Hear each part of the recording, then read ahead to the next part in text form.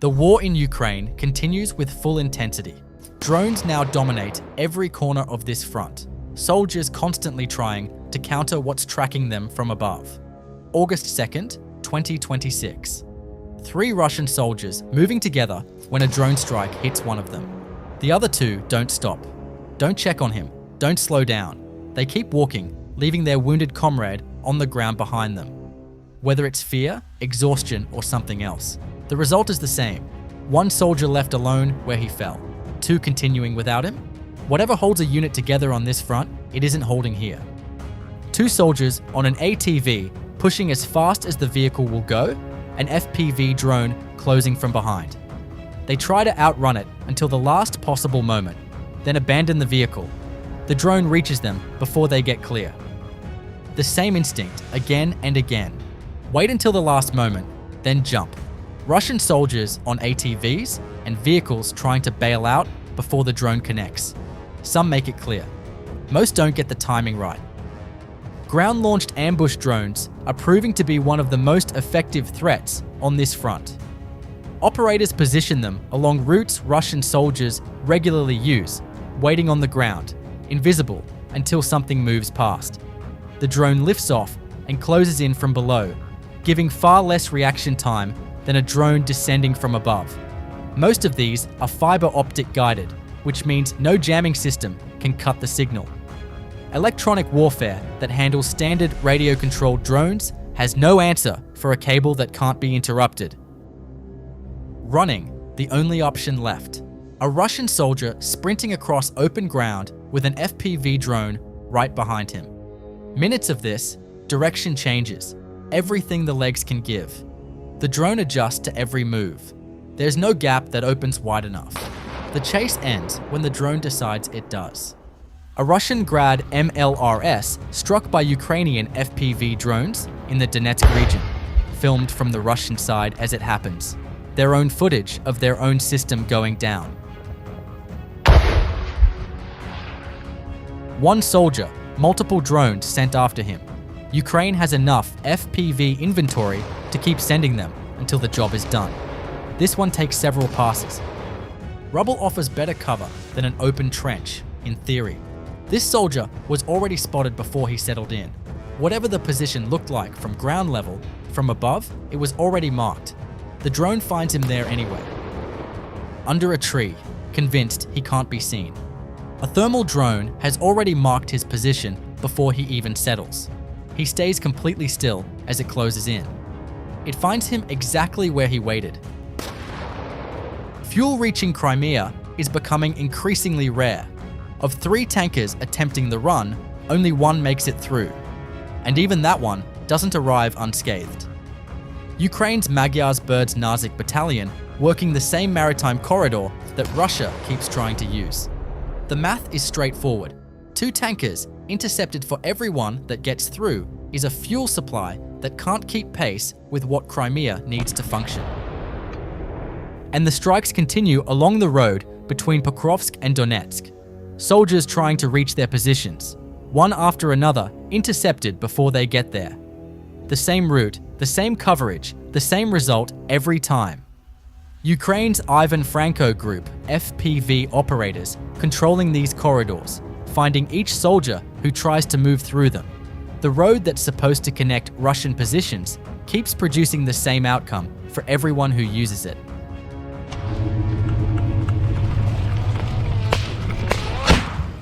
Russian soldiers opening fire on a Ukrainian Hornet fixed-wing drone targeting their supply truck.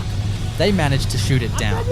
A rare moment where small arms fire actually connects with an incoming drone.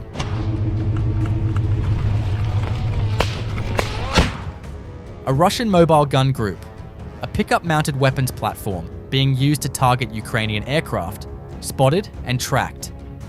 A Ukrainian Ram 2X strike drone carrying an 8-kilogram warhead closes in and hits the vehicle directly. The crew tries to pull ammunition from the burning vehicle before the stockpile ignites. When the secondary explosions start, they abandon it and run. Open ground, no cover, no direction. The pattern keeps repeating across this front. Russian soldiers moving alone through exposed terrain, each one tracked from the moment they enter the area. Reconnaissance confirms the position. The FPV is dispatched. The drone closes in. The same sequence. Different soldiers, different locations, same result. A Russian soldier moving through open ground, the terrain around him littered with hundreds of fiber-optic drone cables, the trails left by previous operations across the same area. Ukraine's 110th Air Assault Brigade operator closes in. Whatever the soldier makes of the cables underfoot, the drone above doesn't wait for him to figure it out. Deep behind the contact line in southern Donetsk, and the vehicles Russia is using to move supplies tell their own story. Old civilian cars, repurposed trucks, anything that could be found and sent forward. No armor, no protection, nothing built for this environment. Moving through a sector where drone coverage is constant, without any counter-drone measures, in unprotected civilian transport. Each one intercepted before it reaches the position it was headed for. Caught in the act, a Russian drone operator picking up his FPV from the ground and moving into his shelter west of Pokrovsk, every step watched by Ukrainian reconnaissance. Coordinates passed before he's even settled inside. The first strike reaches the shelter directly. A second drone clears whatever equipment remains. The operator and his launch position, taken out before a single drone of his gets airborne. A Ukrainian maritime drone struck the sanctioned Russian tanker Bourda. A second vessel, the container ship Yanina, over 100,000 tons, Russian flag under international sanctions, hit and sunk. Two ships that won't be making another run. A Russian Hyacinth S self-propelled howitzer spotted moving toward a firing position. Caught mid-transit before it gets there. One strike, and it stops before it reaches anything worth targeting. Ukraine's Omega unit, heavy bomber drones working through Russian positions. Thermal cameras locating body heat through whatever cover soldiers try to use. Shelters, fortifications, concealed positions. The heat signature gives away what the terrain is supposed to hide. Strike after strike, the vampire crews drop heavy munitions from above, working systematically through each confirmed location. Hiding from thermal imaging on this front has no reliable answer. Long-range Ukrainian drones are now reaching Crimea's supply routes. Ukraine's 422 Luftwaffe unit striking fuel tankers, ammunition carriers, and military transport convoys along the roads feeding Russian positions on the peninsula. For weeks, Crimea has been under pressure from maritime strikes and power grid operations. Now the road networks are getting the same treatment. Every convoy intercepted before it delivers. Every vehicle that stops moving is one less piece of the supply chain functioning. Ukrainian unmanned ground vehicles, armed with heavy machine guns, deployed on the front line. Production is accelerating. This is what the next phase of this war looks like. One night, 3 high-value targets. Ukraine's defense intelligence drone operators striking a Pantsir S-1 air defense system in occupied Kherson Oblast, a Sargon patrol boat in Kerch, and a 4-post drone ground control station in Yevpatoria. The Pantsir S-1 alone valued at around $15 million, the patrol boat at $6 million. Over $20 million in Russian military equipment taken out in a single night's operation. Ukraine's 3rd Battalion Wings, 411th UAS Regiment working through the southeastern front. Concealed military vehicles located and struck. Russian drone operator positions hidden in tree lines found and taken out. Communication equipment supporting battlefield coordination neutralized. Every target confirmed by reconnaissance before the strike. A systematic sweep of everything Russia had set up in this sector to keep its operations running. 270 kilometers from the contact line, Ukraine's drone operators reach deep into Russia's Krasnodar Krai and systematically dismantle an entire air defense network in a single operation. A Tor M2 missile system, multiple Nebo radar stations, a Gamma, a Custer, a 37T, all struck across the same cluster of positions around Yeysk and Primorsko-Akhtarsk. What this operation actually removes is Russia's ability to see and intercept anything approaching from this direction. Every radar gone is a blind spot. Every missile system down is a gap that can't be covered.